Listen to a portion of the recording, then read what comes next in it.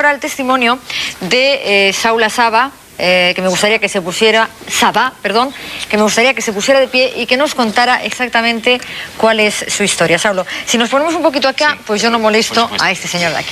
Saulo, cuéntanos. Bueno, mi historia es desde pequeño, es decir, lo mío no es como estas personas que han estado comentando sus experiencias, que son muy posteriores, o por lo menos ya cuando les corre cierta madurez por las venas. En mi caso fue desde muy niño, yo me acostumbré a su imagen.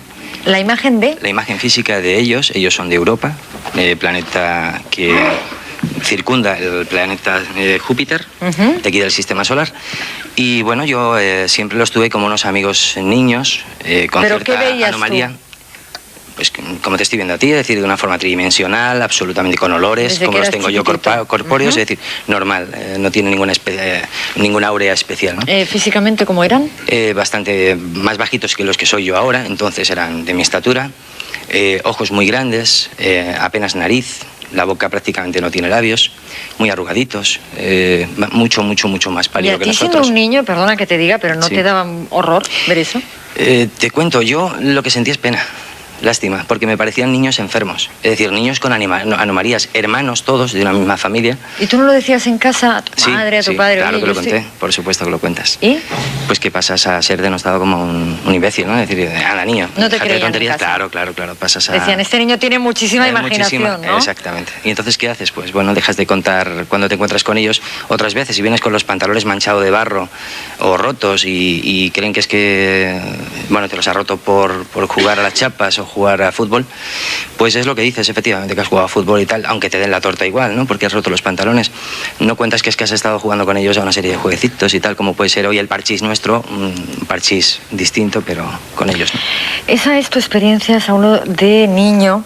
De niños. Y ahí me gustaría que nos contaras cómo se ha seguido desarrollando esa relación años después. Porque pues verás, tú sigues teniendo contacto. Exactamente. Yo no descubrí que además no es como, porque hasta ahora, por las historias que nos habían contado, era siempre telepáticamente, o sea, nunca físicamente como tú nos has Claro. No, el caso mío indicado, es absolutamente tridimensional, ¿no?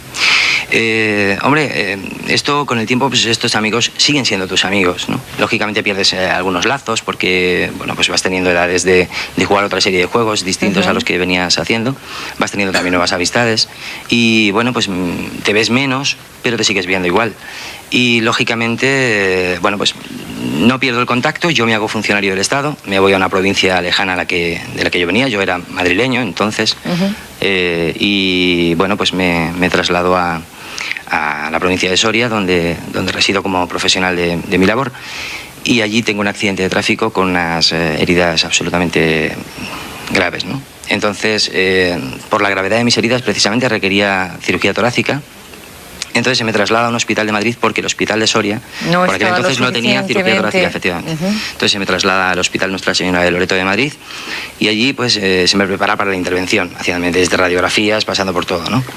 Y en el cuarto día de estar allí, por la noche pues vinieron mis amiguetes y me dijeron que me habían curado de todo mal que en ese momento me apreciaba. Tenía una fractura, por ejemplo, de peroné, tenía una fractura en 3 huesos de la cara, el unguis, es decir, que el ellos etmoides ya por su cuenta te habían operado. Sí, habían intervenido, sí. De hecho, tengo una pequeña secuela, muy pequeña, de su intervención. ¿Y los médicos cuando vieron aquello? En todo caso dijeron que es que los papeles con los que yo venía, la documentación que acreditaban de mí, incluso la documentación que allí se estaba acreditando de mí, es decir, las radiografías y etcétera, que lógicamente era un traspapeleo, es decir, cosa incoherente. Pero tú no habías tenido como bien hubiera dicho seguramente, ¿no? Javier en este caso, ¿no? Javier Armendia, que en este caso absolutamente lo primero que diría es denostar la posibilidad de que haya una curación, voy a entrecomillar, milagrosa, ¿de acuerdo?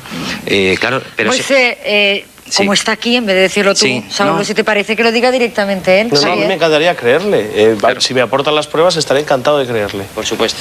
Pero es que además yo te diré a ti... ¿Qué pruebas se pueden aportar? O sea, ¿cómo saber que eso exactamente fue así, Saulo? El ingreso, el parte de ingreso y el parte de salida. 5 días posterior a la fecha de ingreso.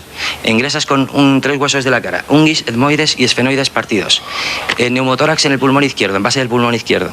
Fractura de peroné. con esas 3 y sales con una fractura de peroné curada 2 años anterior, o sea, es decir, con 2 años de antelación a la fecha en la que yo tengo la fractura, sales con que no tienes ninguna fractura, ninguna, y sales con un neumomediastino, que es algo así como una pequeña fisurilla en el pulmón, pues hombre, pueden decir, o sea, los datos son más que abrumadores como para demostrar que haya habido algo extraño. ¿Que se han podido traspapelar los papeles? Estoy convencido que también puede ser. Es decir, yo no digo que esto no pueda ser. Si está usted poniendo el burro delante de los bueyes. Yo estoy perfectamente dispuesto a creer su historia.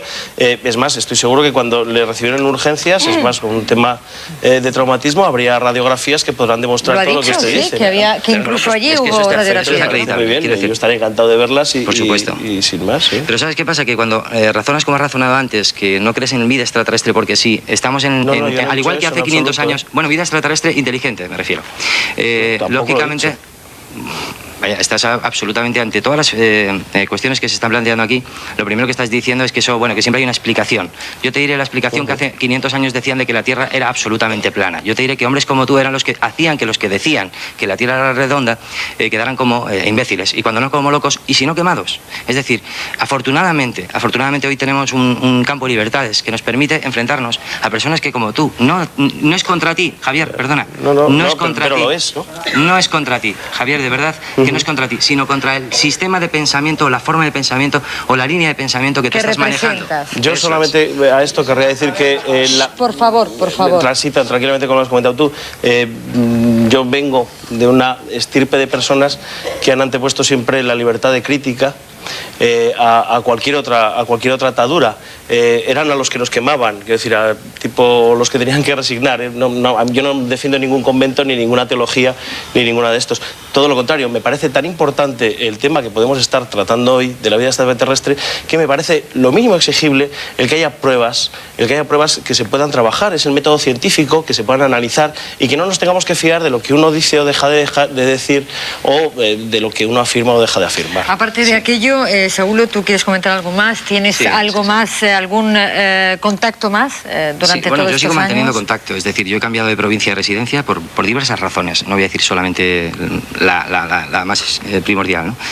Por diversas razones, y una de ellas es que estoy en un permanente y continuo trabajo para mejorar mi perspectiva y mi capacidad para poder rebatir y combatir este tipo de especulaciones que se puede ¿Pero tú por qué crees que has sido elegido? De todas maneras. Que yo no soy elegido.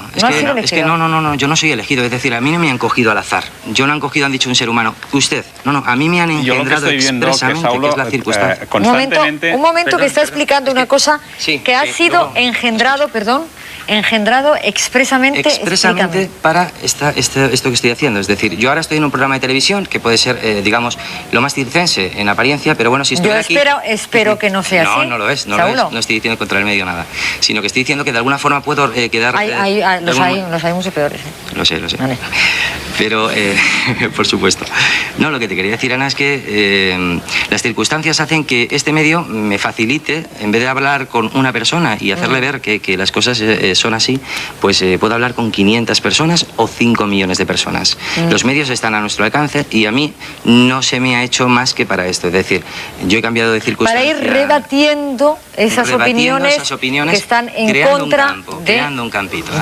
A ver, ¿ese señor quiere rebatir esas opiniones? Sí. Un aplauso de Loli.